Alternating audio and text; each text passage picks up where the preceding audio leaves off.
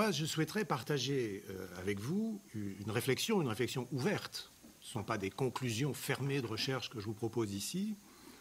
De partager une réflexion sur les raisons de l'émergence dans l'histoire de l'humanité de la ville comme forme majeure d'organisation sociale. Nous savons tous que la ville apparaît à un moment donné de l'histoire de l'humanité, assez tardivement d'ailleurs, si on veut bien considérer l'ensemble de l'histoire de notre espèce.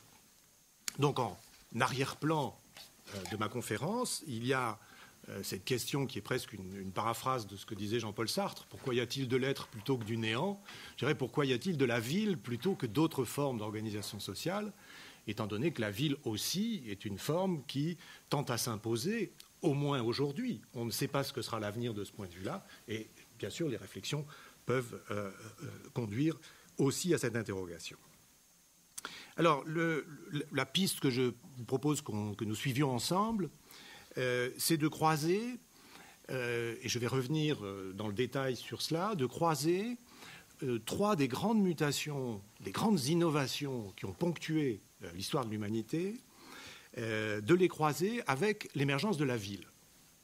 Et de voir ensemble quels sont les rapports, quels sont les liens que l'on peut tisser. Ces trois grandes mutations, la première, c'est une mutation technique, c'est-à-dire le passage de l'outil à la machine sous toutes ses formes, jusqu'aux formes les plus contemporaines que nous connaissons, qui est une mutation très importante dans l'histoire de l'humanité, et dont on pourra s'interroger pour savoir quel lien elle a avec l'émergence, puis l'affermissement de la ville comme mode d'organisation sociale.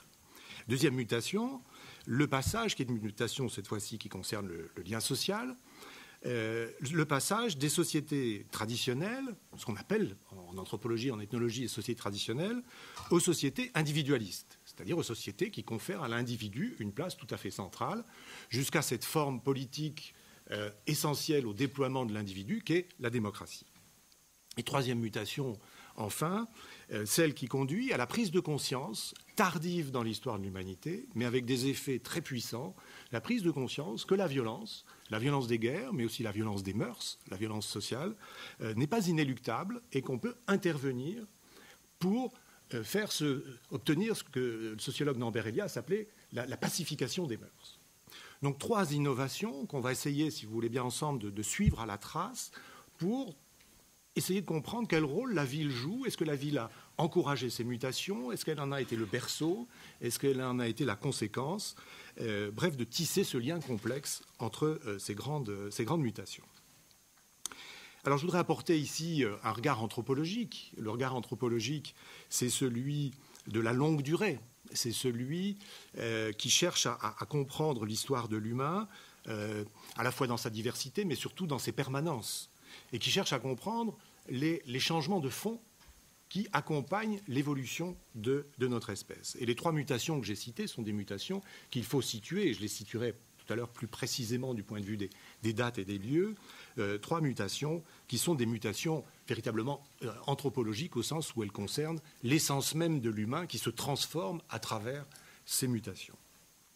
Alors en 5 phrases, pour bien préciser aussi le cadre du regard anthropologique, en 5 phrases, re-raconter, même si vous en connaissez les grands traits, notre histoire, qui est une histoire tout à fait particulière, l'histoire de l'Homo sapiens, qui est une histoire que l'on sait dater dans le temps, 100 000 ans, une histoire, d'après les travaux actuels, qui est celle d'un petit groupe de plusieurs centaines, plusieurs milliers, 3000 peut-être, hommes, femmes et enfants, qui sont localisés au départ, il y a 100 000 ans, en Afrique de l'Est, et qui se lancent dans une migration, une improbable migration, dans une migration extrêmement risquée, qui va leur faire conquérir pacifiquement, peut-être, toute la planète, puisque ce petit groupe va à la fois donner une descendance, mais va aussi se disperser dans un très grand mouvement de migration. L'essentiel de la vie de notre espèce est une vie migratoire, puisque la sédentarisation est très tardive dans notre histoire, et que la ville, là aussi, va être évidemment un élément de sédiment, en quelque sorte, de cette sédentarisation. Un petit groupe de 3000 personnes, bon, vous savez, vous connaissez le cheminement long, difficile, improbable, dans des conditions climatiques difficiles. L'essentiel de la vie de notre espèce, c'est-à-dire grosso modo 85 000 à 90 000 ans sur nos 100 000 ans d'existence, se fait dans une période glaciaire, avec toutes les conséquences que ça a sur les difficultés d'adaptation à l'environnement, mais aussi sur la créativité que la suppose pour pouvoir résister à cette tension très très forte de l'environnement. Une migration qui a bénéficié précisément de cette période glaciaire, puisque la période glaciaire veut dire également un niveau des mers assez bas, d'à peu près dans l'hémisphère nord 100 mètres de hauteur plus bas pendant toute cette période, ce qui a permis cette migration qui conduit notre petit groupe d'humains de passer au Moyen-Orient, puis en Europe, puis en Asie, et de franchir par le biais du détroit de Bering, le chemin qui va mener aux Amériques. Alors, on a là une histoire qui est une histoire complexe.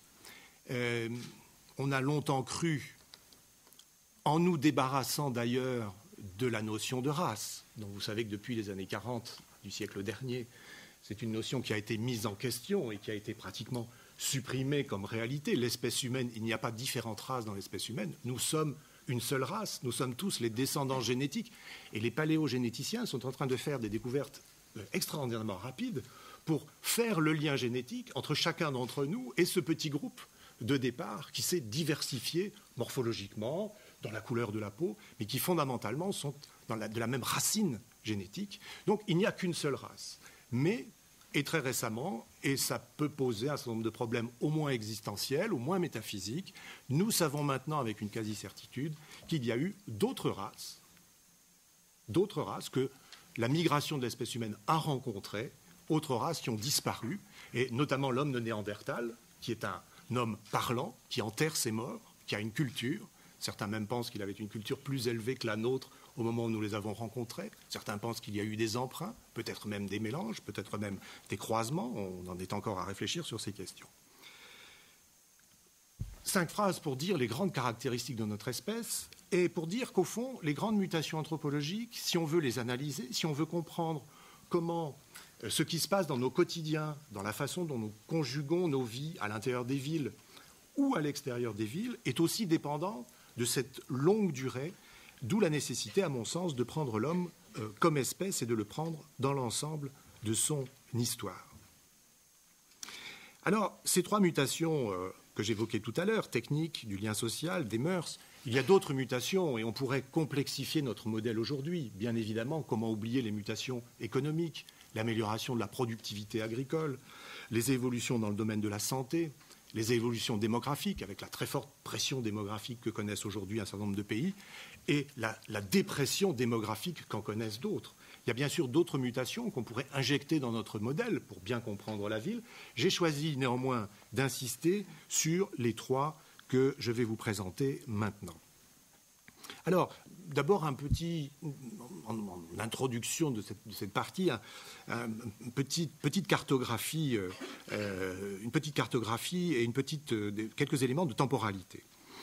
Mutation technique, passage de l'outil à la machine.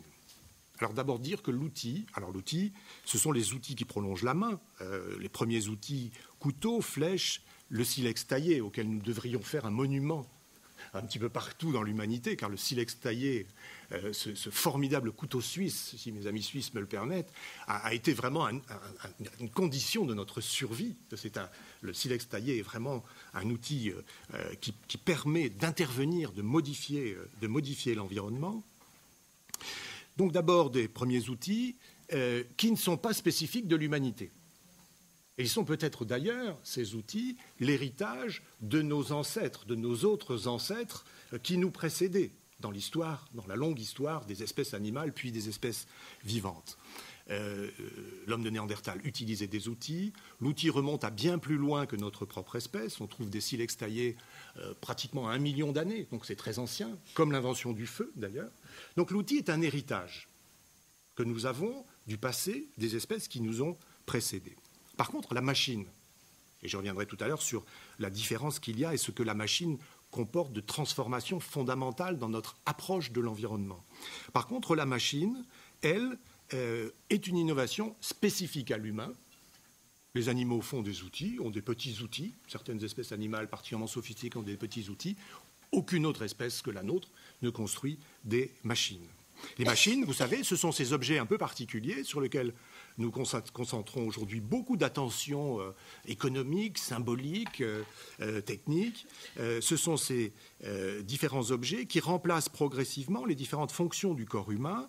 Les machines qui remplacent d'abord qui remplacent les jambes, puisque nous nous transportons avec des machines, puis le système nerveux, et aujourd'hui les machines qui ont la prétention, vont-elles la réaliser, on verra, de remplacer notre cerveau, qui est en quelque sorte l'ultime frontière de l'innovation technique. Si on veut dater l'invention de la machine, c'est un petit peu compliqué, mais on va trouver deux machines qui sont tout à fait essentielles. L'une de guerre. Vous savez que le militaire joue un rôle dans l'innovation permanent, bien évidemment, et que les premiers outils sont indistinctement des armes et des outils. La différenciation se fera plus tard.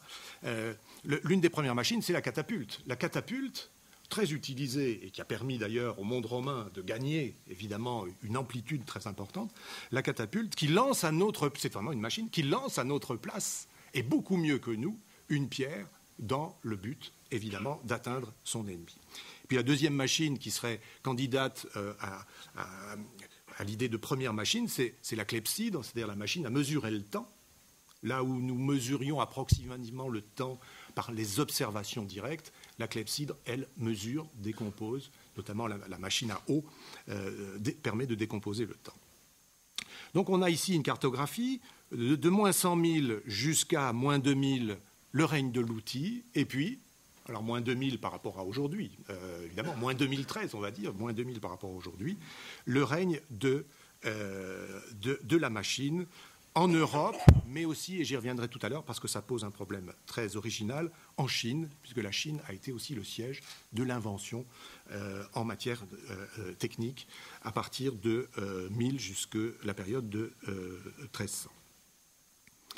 Deuxième cartographie sur ce passage des sociétés traditionnelles aux sociétés individualistes puis aux sociétés démocratiques, qui est une innovation du point de vue du lien social. Là, on peut suivre à la trace, mais il y a des différentiels suivant les zones de la planète auxquelles on s'adresse.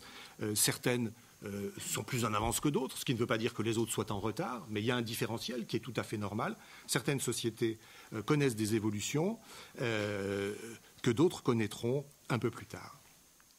On a là un passage très important, fondamental dans l'histoire humaine, dont on ne mesure pas à quel point il nous a permis d'innover et à quel point d'ailleurs il nous a conduit à la ville presque directement, qui est le passage des sociétés traditionnelles, des sociétés du mythe, des sociétés organisées autour d'un récit, aux sociétés de type individualiste ou pré-individualiste, puisque là on va évidemment décomposer en deux périodes, sociétés pré-individualistes qui sont plutôt des sociétés de type féodal par rapport aux sociétés individualistes de type démocratique.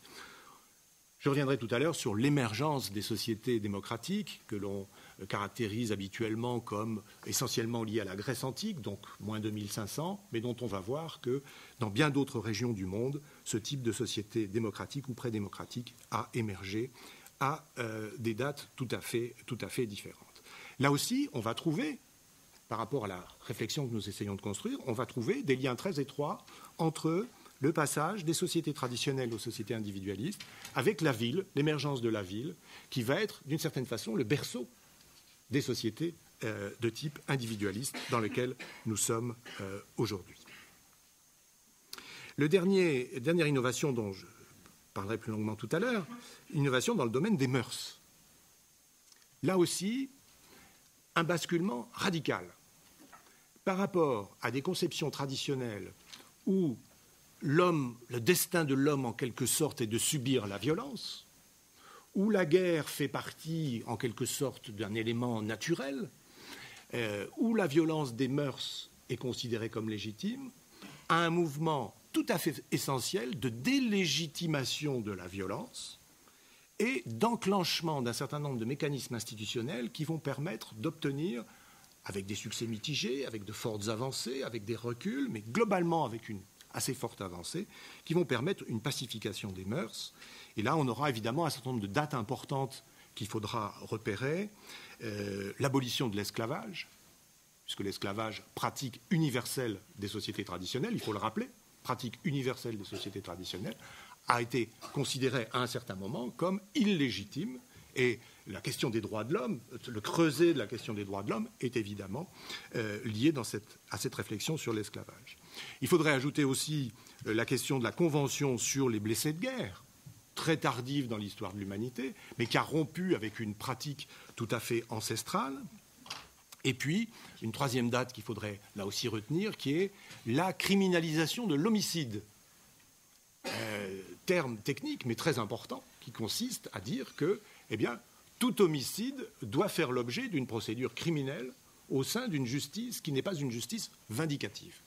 Je reviendrai sur cette question du vindicatif, de la vengeance, puisque l'articulation, ce qui va faire le passage du point de vue des mœurs, cette mutation anthropologique fondamentale, c'est le regard que nous allons porter sur la vengeance comme forme légitime ou illégitime, bien évidemment, de maintien de l'ordre social. Alors, je n'ai pas le temps ici, mais si on voulait être plus précis et aller dans les différentes zones de l'histoire de l'humanité où ces mutations se mettent en place progressivement, on trouverait une corrélation évidente entre l'émergence de la ville et la concrétisation de chacune de ces grandes mutations. Et j'irais même plus, sous la forme d'une hypothèse, en disant c'est le croisement de ces trois mutations qui, à un moment donné, fait que la ville émerge. La ville comme phénomène universel, c'est un phénomène universel, on ne le souligne pas assez, c'est-à-dire que les villes émergent un petit peu partout, qui a toujours un caractère innovant. On ne soulignera jamais assez à quel point innovation et ville sont deux termes synonymes. La ville est le creuset de l'innovation, le lieu de l'innovation, aussi l'objet de l'innovation. Et les villes émergent, dans l'histoire de l'humanité entre moins 5000 et plus 1000 pour l'essentiel d'entre elles. Il y a maintenant quelques villes nouvelles, mais je dirais c'est un phénomène marginal, non pas au sens de l'importance sociale, mais on sait que les villes actuelles ont été construites sur les sites d'anciennes villes. De cette période de moins 5000 jusqu'à plus 1000, il y a des avancées en matière de ville, il y a des reculs, il y a des villes qui disparaissent. Les grandes tribus indiennes de Californie ont construit autour des années 1000 de notre ère des villes assez importantes qui après ont connu un déclin, comme les grandes villes-États d'ailleurs de l'Amérique centrale. Il y a des avancées, des déclins. Strasbourg a connu des vicissitudes puisque Strasbourg en 350 comportait, vous le savez, plus de 25 000 habitants. Alors bien sûr, il y avait la Légion romaine c'était une ville de garnison, mais c'était une ville au sens fort.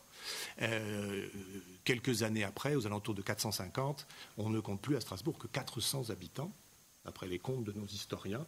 Évidemment, dans la période de l'énorme bousculement, de cette période du Moyen-Âge dont je persiste à croire qu'elle est une période sombre, même s'il y a des aspects du Moyen-Âge qu'il faut revaloriser, et dont le caractère sombre tient précisément, je dirais, à la fin de l'éclairage des villes, c'est-à-dire au fait que les villes ont été purgées de leurs habitants, ont été remis dans un monde rural soumis aux aléas du féodalisme.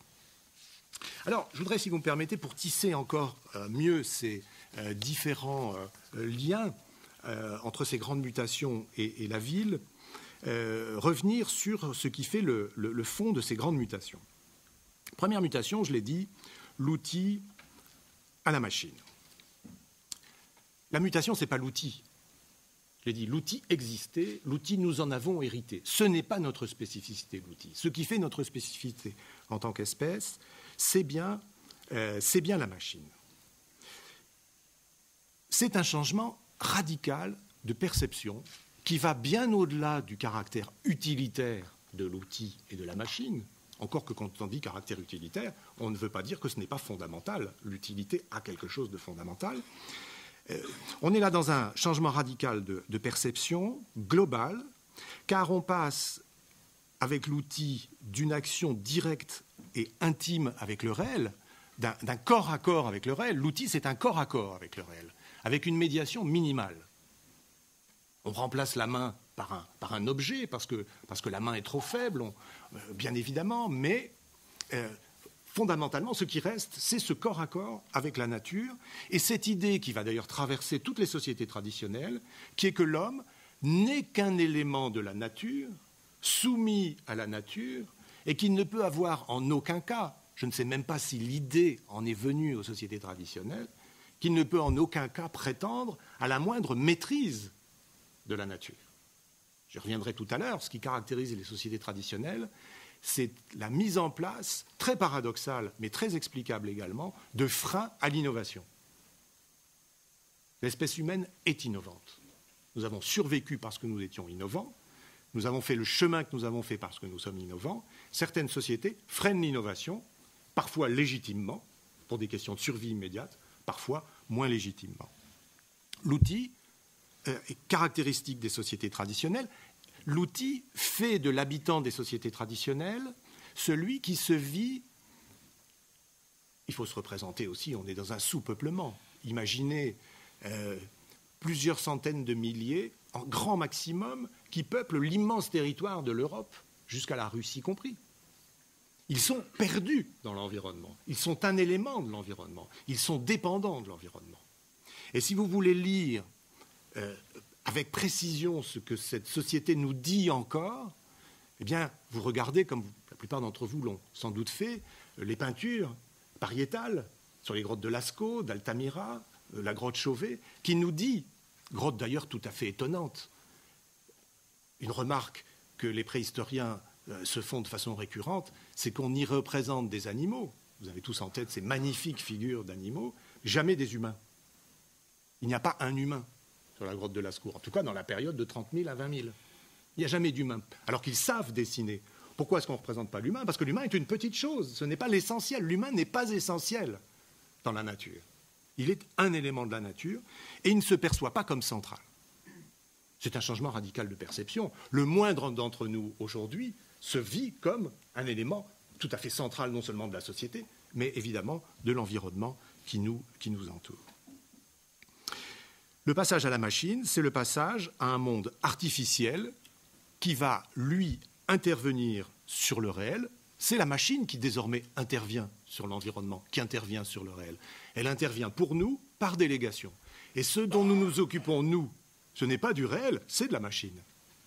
Nous avons le nez sur nos machines, nous n'avons pas le nez sur ce qu'elles nous permettent de faire, sauf les ingénieurs qui réfléchissent évidemment à l'adéquation de la machine et du réel. Nous vivons aujourd'hui, pour l'essentiel, dans un monde artificiel. Nous nous interrogeons sur le rapport que nous avons, sur les créations que nous pouvons faire, sur l'amélioration de l'environnement, amélioration qui va évidemment passer par la machine. On est là dans un changement complet de perspective, dans la représentation que nous avons de nous-mêmes par rapport à l'univers dans lequel nous habitons.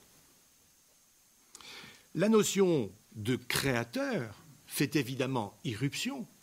Pour qu'il y ait des machines, il faut des créateurs, et les créateurs de machines sont souvent des créateurs individuels. Et ce n'est pas pour rien que nous avons, en quelque sorte, de façon laïque, sanctifié la figure de Léonard de Vinci, du créateur individualiste, d'ailleurs d'une période très particulière, qui est la période de l'humanisme, du créateur dans tous les domaines, mais du créateur de machines, Léonard de Vinci, comme créateur de machines.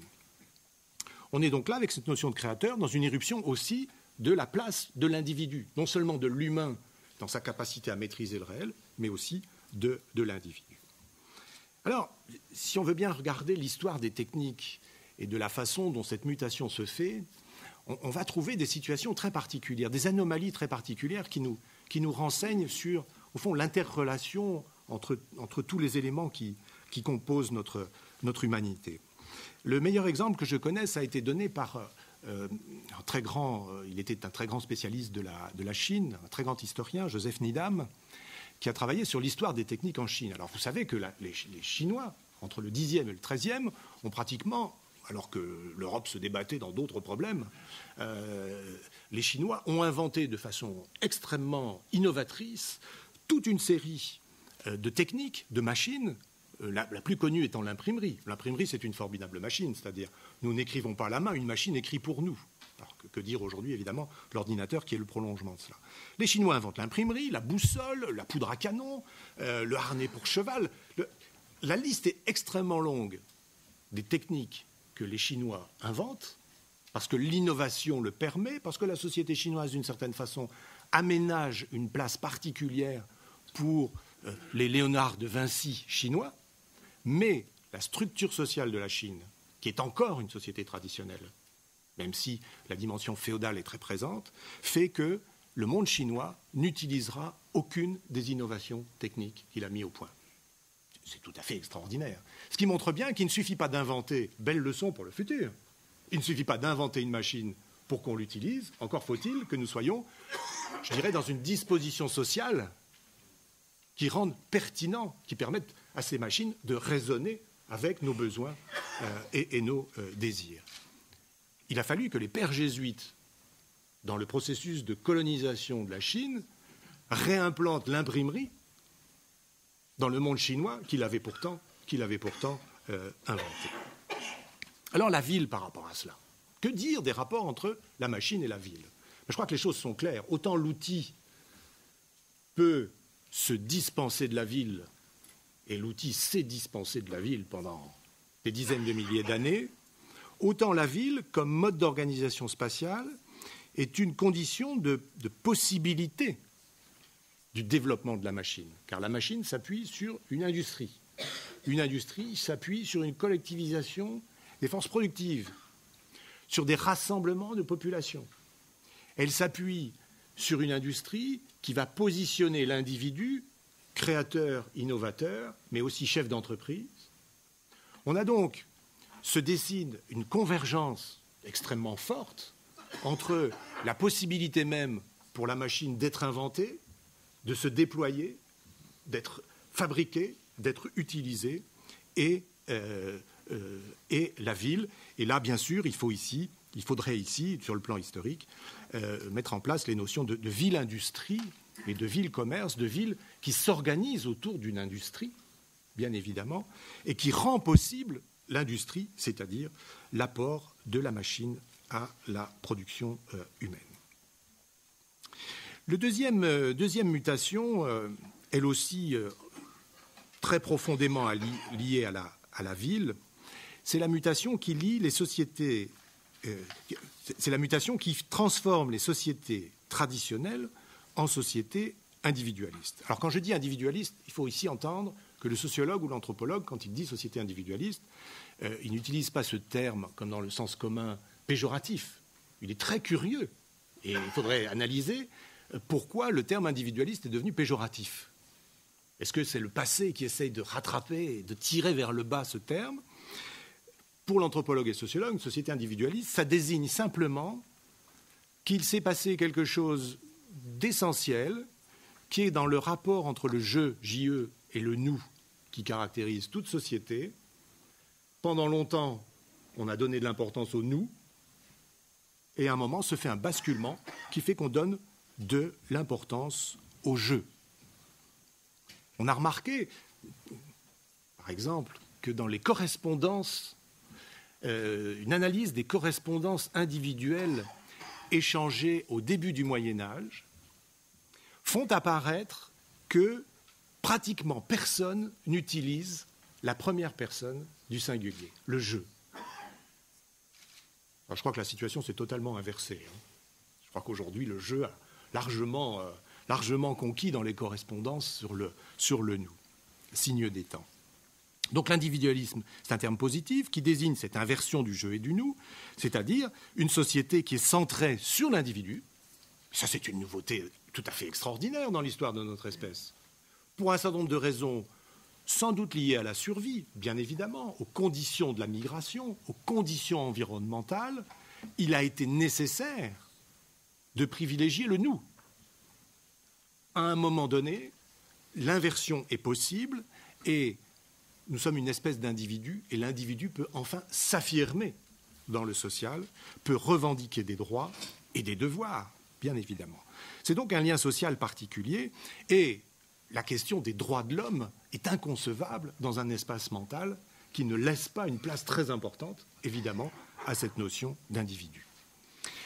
Pour bien comprendre cette notion, c'est l'émergence de l'individu, et ça va faire lien direct avec la ville, il y a une nouveauté, c'est une nouveauté dans l'histoire de l'humanité, on peut la prendre à la trace, elle a grosso modo 2500-2000 ans dans la zone occidentale, c'est l'émergence de la notion d'intériorité.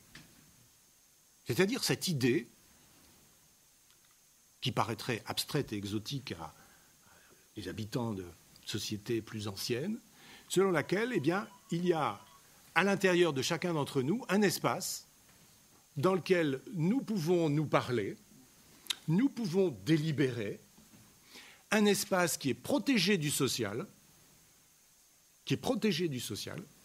à l'intérieur de laquelle nous pouvons former nos opinions, nos idées, et à l'intérieur de laquelle nous pouvons générer nos décisions. L'intériorité, les sources de l'intériorité sont multiples. On les trouve dans la zone occidentale, on les trouve dans le stoïcisme. Creuse en toi, dit Marc Aurèle. Le stoïcisme, c'est quelque chose de formidable. Il faut y revenir. Le stoïcisme a eu une influence considérable sur l'individu moderne, sur la naissance de l'individu moderne. Marc Aurèle est empereur. Il est dans sa tente, au bord du Danube. Il commande 3 légions qui essayent tant bien que mal de résister à la poussée des tribus qui viennent du nord et qui voient les lumières de Rome et qui veulent leur part du gâteau. Il est à la tête de ces 3 légions dans des conditions difficiles. Et le soir, dans sa tente, il écrit « Pensez pour moi-même » où il construit l'idée d'intériorité. Où il la construit comme une protection.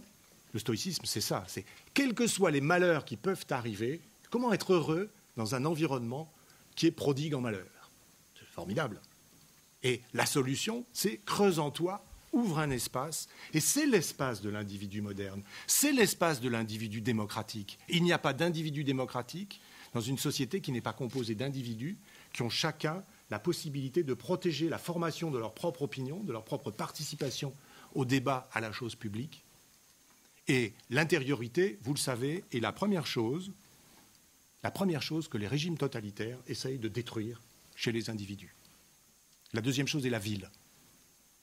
Je sors d'une longue période de travaux sur un autre sujet où il m'est apparu un point que certains historiens mettent en valeur, mais qui est peut-être intéressant pour nos réflexions.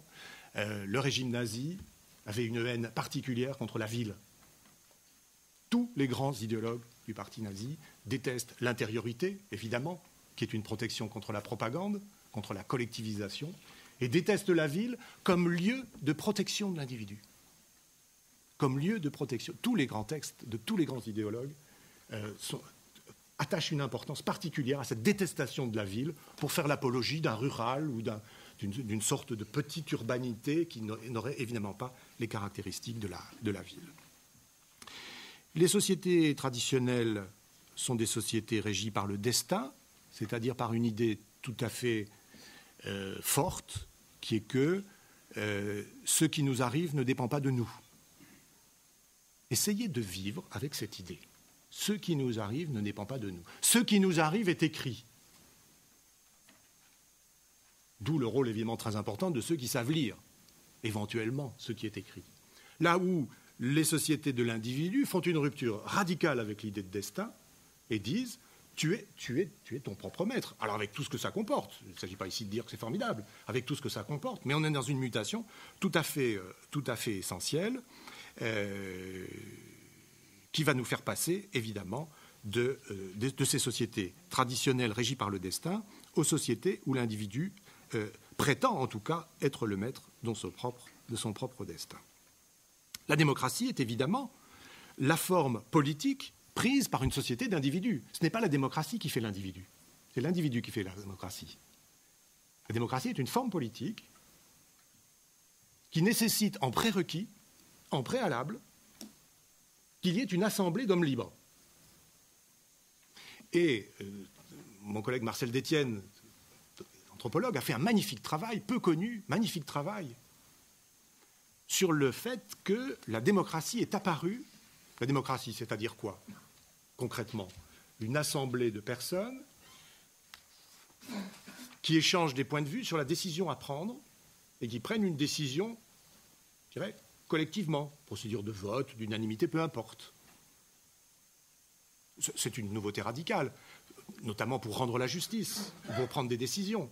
Là où les sociétés traditionnelles préfèrent d'autres méthodes, ouvrir le ventre d'animaux pour lire la décision à prendre, ou les méthodes d'Ordalie pour la justice traditionnelle, pour savoir si quelqu'un est coupable ou pas, on le fait marcher au bord d'un précipice. S'il tombe dans le précipice, il est coupable. S'il reste debout, il n'est pas coupable. Là où la justice moderne va dire non, non, on va s'assembler pour discuter de tout ça. Qu'il est coupable, est-ce que alors, toi tu veux bien le défendre, toi tu veux bien l'attaquer, bref, on organise la machine judiciaire. La machine judiciaire, une magnifique métaphore qu'on pourrait évidemment poursuivre. Marcel Détienne montre que dans toute une série de régions du monde, en Asie, en Amérique du Nord, en Afrique, cette innovation a eu lieu à un moment donné de l'histoire de différentes cultures. Il a ramassé les travaux épars jusque-là d'ethnologues, d'anthropologues, qui avaient étudié dans leur coin telle tribu, qui avait une pratique tout à fait exotique dans leur environnement, qui était que les gens s'assemblaient, discutaient, prenaient les décisions ensemble. C'est tout à fait exotique, tout à fait en rupture avec ce qui se faisait traditionnellement dans cette société. Ça s'est fait partout. Les moines japonais au XIIIe, qui s'assemblent contre le pouvoir féodal, et ce sont des formes proto-démocratiques, pré-démocratiques. Les pirates dans Homère, les Cosaques, des groupes qui en Russie au XIIIe siècle. Alors c'est très intéressant parce que la démocratie, elle naît aussi d'un souhait de pacification locale des mœurs. On trouve ça dans Homère. C'est-à-dire les pirates ont pillé autour d'eux, ils ont tué, ils ont violé, ils ont pillé, mais au moment de se répartir le butin, pas question de laisser la violence déborder leur comportement. Donc ils s'assemblent en hommes pacifiques pour discuter les parts du butin. Pacification, là, qui vient évidemment d'une certaine façon de la temporalisation d'une pulsion violente. La démocratie est intimement liée à la ville. La démocratie, qui est la forme politique prise par la société de l'individu, va avoir une forme d'organisation spatiale qui sera bien évidemment la police. Terme grec, on pourrait trouver d'autres termes. La ville a évidemment bien d'autres noms. C'est la ville qui est le creuset de cela. Alors on dit Athènes a inventé la démocratie, c'est pas vrai. Ils ont aussi inventé la démocratie, mais comme on l'a dit tout à l'heure, elle a été inventée un petit peu partout. Là, ils l'ont un petit peu systématisée, puis on a un petit peu entendu dans certaines régions du monde. Donc voilà. Je reviendrai tout à l'heure sur le lien très étroit, et qui va faire pont entre société d'individus et pacification des mœurs, le lien très étroit qu'il y a entre la ville et l'institution de la justice moderne. C'est-à-dire la justice non vindicative, de la justice comme assemblée démocratique, de la justice comme une assemblée d'individus qui vont décider du destin de quelqu'un en dehors de tout sentiment vindicatif. La ville est un brasseur social. C'est une machine à produire des individus, la ville. Il y a un phénomène qui est peu étudié, qui est l'émigration rurale dans la ville. C'est passionnant. À Strasbourg, il y aurait un chantier magnifique à ouvrir de ce point de vue-là. Sur rural, urbain, le rural dans l'urbain, la migration, c'est une migration. Venir de la campagne, comme le font l'essentiel aujourd'hui de nos contemporains, dans ce mouvement qui est un mouvement de la campagne à la ville. Et qu'est-ce qui se passe en ville ? La ville, c'est une machine à produire des individus, c'est-à-dire à transformer quelqu'un en un individu. C'est une mission tout à fait essentielle. Ça passe évidemment par le fonctionnement d'institutions, ça passe aussi par la façon dont on le considère comme un individu. Et nous nous retrouvons là sur quelques questions pratiques que nous avons déjà eu à discuter ensemble. D'où la détestation de la ville des régimes totalitaires. Certains d'entre vous, parmi les plus âgés, se souviennent peut-être de cette incroyable image de la prise de Phnom Penh par les Khmers rouges, dont on ne peut pas dire qu'ils étaient explicitement des parangons de démocratie, ils l'ont prouvé par la suite.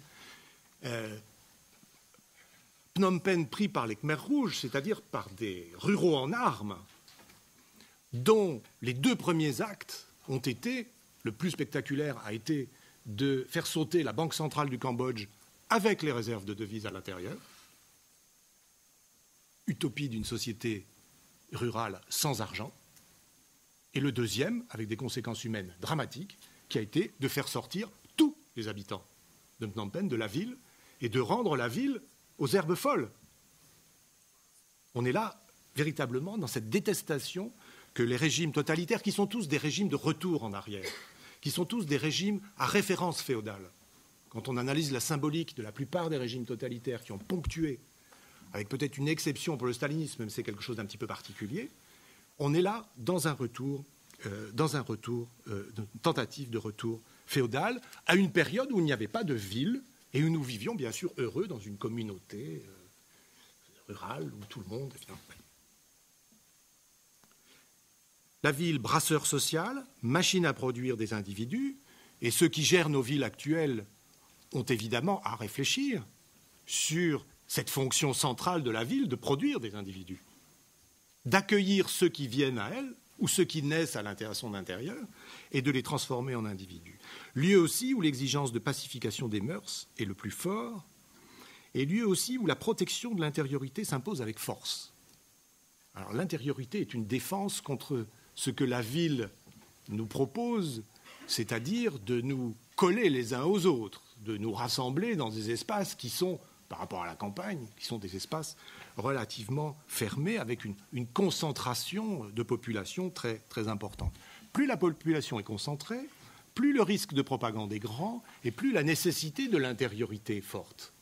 Et Marc Aurèle le disait déjà, 150 après Jésus-Christ, quand il disait « si tu veux méditer, si tu veux avoir le bonheur, si tu veux te développer ton intériorité, ne va pas à la campagne. » C'est curieux qu'ils nous disent ça. Reste en ville, mais développe ton espace intérieur, le plus largement possible, tes palais intérieurs, dont Saint-Augustin parlera après. Saint-Augustin qui joue aussi un très grand rôle dans le développement de l'individu. Troisième mutation, mais on voit que tout ça se relie, se lie les uns aux autres, ces différents paramètres se lient les uns aux autres. Troisième mutation, dans les mœurs. Délégitimation de la violence, pacification effective des mœurs. Alors là, il faut faire une distinction, sinon on ne comprend pas grand-chose à la question de la violence. Une distinction entre les guerres et la violence des mœurs en période de paix. On n'est pas dans la même anthropologie. Et de ce point de vue-là, il y a un différentiel.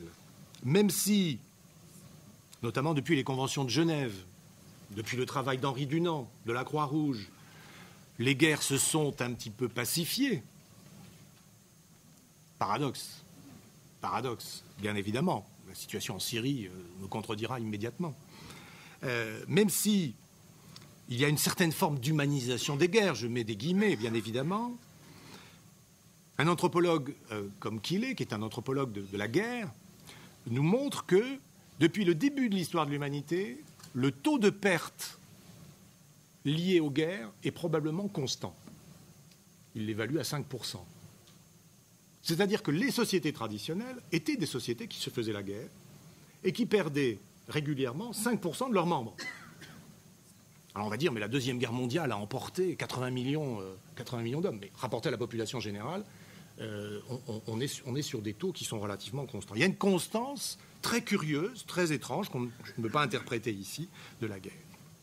Par contre, du point de vue de la violence des mœurs en situation de paix, on a assisté ces derniers siècles, si on prend la période de ces derniers siècles, alors souvent quand on parle des mœurs, on dit, mais vous savez, ça allait mieux dans les années 80, c'était mieux, dans les années 90, c'était mieux. Prenons sur la longue durée, sur cette petite longue durée que sont les quelques siècles qui viennent de s'écouler, et où on voit, notamment en Europe, je ne vais pas insister sur l'Europe, il y a d'autres régions du monde, mais on voit se mettre en place un véritable processus de pacification des mœurs, qui a d'ailleurs trouvé des relais institutionnels, puisque le projet européen lui-même est posé sur l'idée de la pacification des mœurs. Il est posé, c'est son sens premier et ultime, d'une certaine façon, qu'on ne rappelle d'ailleurs jamais assez. Un seul chiffre pour éclairer ce processus de pacification des mœurs. Sous l'Ancien Régime en France, mais les chiffres sont comparables en Allemagne, en Angleterre, sous l'Ancien Régime, le taux d'homicide était largement supérieur à 100 pour 10 000. Ça veut dire que pour 10 000 habitants, on avait 100 meurtres par an. C'était un chiffre minimal. En dehors de la période des guerres, aujourd'hui, en Europe, on est à 0,9. Et on se demande si on n'atteint pas un chiffre incompressible. La France compte actuellement, les chiffres baissent drastiquement, et l'évolution est la même dans d'autres pays, avec une légère exception pour les États-Unis, qui sont une problématique un petit peu à part de ce point de vue-là. On pourra y revenir si vous avez des questions sur ce point. En tout cas, en Europe, on a bien assisté à un véritable véritable processus de pacification des mœurs. C'est une mutation qui a longtemps été invisible. Et Norbert Elias, le grand Norbert Elias, a largement contribué à montrer cette évolution.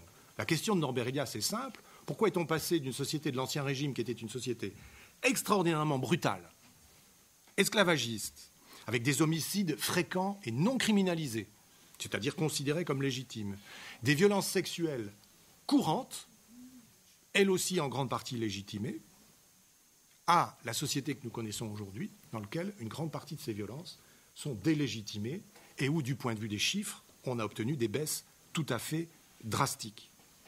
C'est cette question que pose Elias.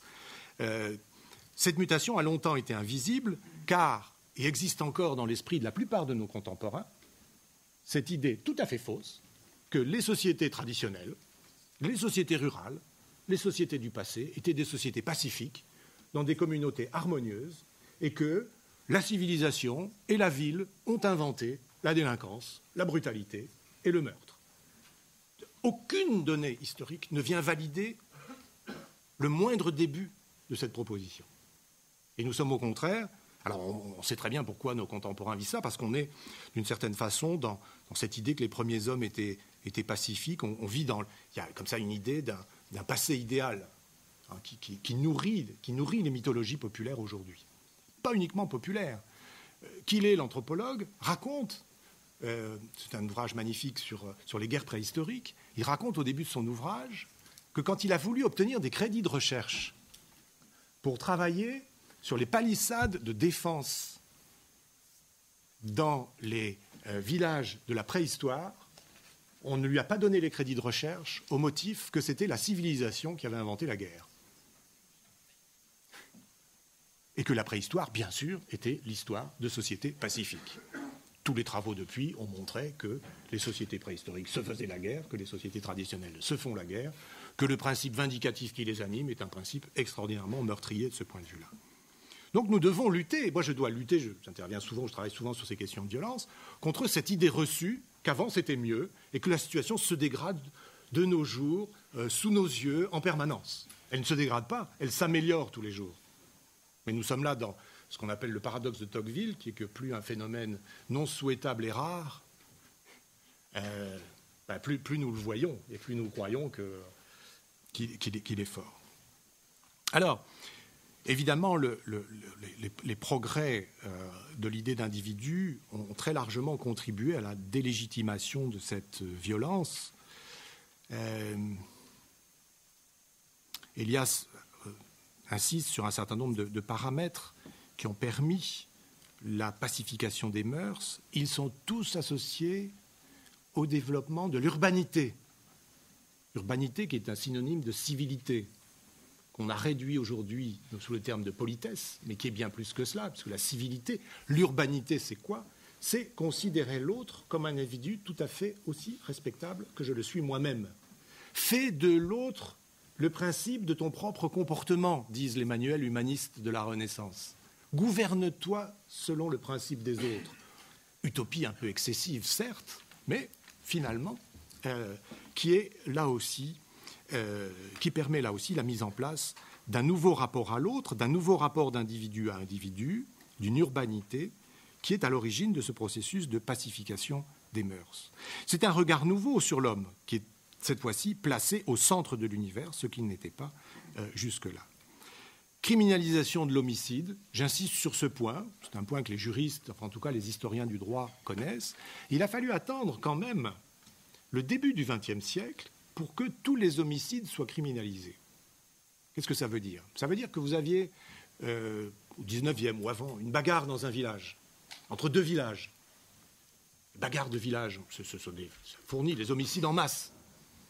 Ça nourrit les statistiques, les bagarres. C'est-à-dire, les jeunes, un mauvais regard, tu as regardé ma fiancée, voilà, tac, ça part, on sort le couteau.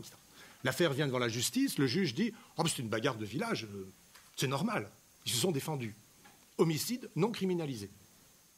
Il a fallu un travail considérable de la justice moderne pour criminaliser des comportements violents. Ce travail continue. On sait les efforts politiques et juridiques faits, par exemple, pour criminaliser le viol dans nos sociétés. les tragiques faits divers de l'Inde nous montrent que l'Inde aussi est en train de conduire cette réflexion, avec le soutien d'une partie de sa population, sur la criminalisation, c'est-à-dire la délégitimation de pratiques considérées jusque-là comme des pratiques certes un peu excessives, mais finalement normales, puisque c'est l'autre qui l'a cherché. Vous savez, l'autre qui l'a cherché, ça c'est la source du principe vindicatif. Ce qui m'arrive, ce n'est pas moi, c'est l'autre, évidemment, qui en est responsable, donc je peux me venger sur l'autre. Le recul du vindicatif. Le recul du vindicatif est tout à fait essentiel, c'est un des points obscurs de nos sociétés. Le recul du vindicatif, c'est-à-dire le recul, c'est un recul très relatif. Je maintiens, moi, l'hypothèse que le vindicatif est encore au cœur des principes d'éducation et qu'il y a encore un très gros travail à faire de ce point de vue-là. Principe vindicatif, c'est-à-dire le vindicatif, la vengeance, c'est ce qui a, pendant des dizaines de milliers d'années, mis de l'ordre dans nos sociétés. Mis de l'ordre dans nos sociétés. Permis de stabiliser un peu nos sociétés confrontées à la violence. La vengeance, je rends les coups, je fais justice moi-même, la vengeance privée. Vengeance privée, d'ailleurs, dont on sait qu'en Europe, sujet tabou, donc je ne dirai rien. Dont on sait qu'en Europe, il y a encore des territoires entiers qui sont régis de fait par le principe vindicatif et où la criminalisation des comportements violents ne rentre pas. Je ne citerai pas de nom pour ne stigmatiser personne. Vous déduirez peut-être vous-même. La justice moderne, qui est ce qui permet le recul du vindicatif, justice démocratique, bien évidemment, qui est née fondamentalement dans les villes. Et là, je vous renvoie à notre mythologie démocratique, après tout, qui situe dans la zone occidentale la naissance du tribunal dans la ville d'Athènes et qui rend la justice Athéna, c'est-à-dire la ville. Athéna n'existe pas pour les Grecs. Les Grecs ne croient pas. Les dieux Athéna n'y croient pas. Par contre, la ville, c'est un... Athéna, la ville, ça c'est un dieu. Et c'est ce dieu qui, en quelque sorte descendu, rend la justice. Et qui est ce dieu ? C'est évidemment l'assemblée réunie des individus libres, dotés d'une intériorité, qui peuvent de ce fait rendre la justice. Le modèle de la ville, le modèle de la démocratie, c'est le modèle de la ville, qui remplace la justice, soit arbitraire du prince, soit la justice traditionnelle. La ville est le terreau de la justice moderne. La justice moderne a besoin d'une communauté rassemblée, d'individus dotés d'un fort intérieur et d'un fonctionnement extraordinairement protocolé. Ceux qui vont voir des procès et qui ne connaissent pas se disent « mais qu'est-ce qui se passe ? C'est extrêmement rigide. Il y a des protocoles, on ne peut pas parler, il faut parler à tel moment, les uns parlent avant les autres, etc. » C'est une machine, hein. Et c'est une machine au sens fort, c'est-à-dire c'est une machine qui permet de produire de la justice. Et le fort intérieur de l'individu, une de mes étudiantes assez brillante vient de terminer une thèse formidable qu'elle a appelée la conversion démocratique. Elle a travaillé sur les jurés d'assises. Jurés d'assises. Vous savez, vous recevez une lettre, hein, vous êtes n'importe qui, vous recevez une lettre en disant voilà, vous êtes convoqué, c'est une obligation d'ailleurs, hein, vous ne pouvez pas y échapper, et vous êtes juré, c'est-à-dire vous êtes 12, et puis c'est vous qui allez rendre la justice. Alors, dans certains pays, c'est eux qui rendent, en France, il y a le juge, mais enfin, grosso modo, les jurés d'assises. Et Célia Gissinger, cette étudiante que j'évoquais tout à l'heure, a longuement interrogé, observé des jurés d'assises, et ce qu'elle a observé chez eux, c'est un principe à la fois presque cognitif de conversion. La plupart des jurés se convertissent du fait de la pratique dans laquelle ils sont. Alors c'est intéressant parce que les jurés, ils n'ont pas le droit de parler. Hein. Ils écoutent. C'est pas mal. Parce qu'au fond, quand on écoute, on est là, on est en capacité de réfléchir d'une certaine façon. Processus de conversion, renoncement au vindicatif. La plupart des jurés viennent en disant « je vais venger quelque chose ». Vous voyez, les gens qu'on condamne sont quand même des gens qui ont commis des horreurs. Donc ce sont des vengeurs, les jurés. Ils découvrent qu'ils ne sont plus des vengeurs. Ils découvrent aussi, et c'est une formidable découverte pour beaucoup de jurés, qu'ils ont un espace de délibération intérieure. Ce que la justice et les juristes appellent le fort intérieur, l'intime conviction, en droit français, et qui est là, précisément, je dirais, le lieu de convergence de toutes ces mutations que je vous décris et qui brassent l'humanité depuis 100 000 ans, et que là, tout d'un coup, on retrouve dans cette conversion d'une personne qui, dans une situation donnée, se découvre comme individu avec un fort intérieur, se découvre membre d'une communauté, participe à une machine judiciaire qui, évidemment, est profondément liée à l'urbanité. Bien, j'ai lancé quelques pistes.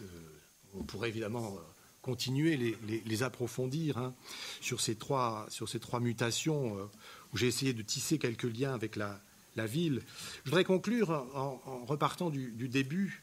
Je crois que les 3000 et quelques hommes, femmes et enfants qui constituent cette première humanité hein, dont nous sommes tous les descendants, ce petit groupe mystérieux encore pour nous qui a pris en main son environnement, qui a pris en main la transformation même de son organisation sociale, de son environnement, au point même que nous avons tellement transformé notre environnement que nous le faisons un peu chauffer aujourd'hui. Voilà, des réflexions à avoir de ce point de vue-là. Les 3000 hommes, femmes et enfants qui constituent cette première humanité, qui se sont mis en marche il y a 100 000 ans, dans des conditions difficiles, nous devrions chaque jour les bénir d'avoir réussi cette marche.